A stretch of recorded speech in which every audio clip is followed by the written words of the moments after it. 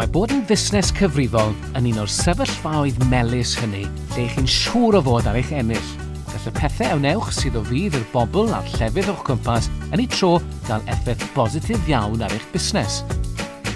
Beth ni'n feddwl wrth effaith bositif? Wel, beth am arbed arian a chynyddu eich trosiad?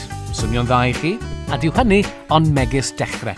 Edrychwch ychydig yn fwy gyfalus ar eich gweithle, marchnad, cymuned ac amgylchedd a byddwch yn gweld yn o fuan lle gallwch wneud newidiadau. Felly banta ni. Gweithle. Os gennych chi weithlu, hapus, ymroddgar a chynhyrchio, byddwch yn gweld, os edrychwch ar ei hole, gwnaeth weithio'n galetach i chi.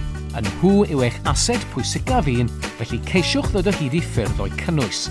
Siaradwch gyda nhw, gwrandewch, a meddyliwch am hyfforddiant a ffyrdd eraill o helpu eich staff deimlo bod eich busnes a meddwl mawr ohonynt. Marchnad. Cymerwch funud neu ddau i edrych ar eich cadw'n gyflenwi. Gallech golli eich enw da os cewch eich cysylltu â chyflenwr gwael. Dylech ei trin yn dda ac yn bennaf oll ei talu mewn da bryd. Bydd perthynas dda a'ch cyflenwyr yn eich rhoi mewn gwell sefyllfa i negodi prisiau da. Cymuned. Byddwch yn rhan o'r gymuned leol trwy wirfoddoli a noddi achosion da. Nid yn unig fyddwch chi a'ch staff yn teimlo'n dda, byddwch yn uwch eich parch a chewch dipyn o gyhoeddusrwydd am ddim, ac o bosib cwsmeriad newydd yn sgil hynny. Amgylchedd. Bydd gwneud y pethau bychan megis diffodd goleadau ac offer pan nad ydynt yn cael ei defnyddio, argraffu ar ddwy ochr y papur a thrwsio tapiau sy'n gollwng yn arbed ynni ac arian i chi hefyd.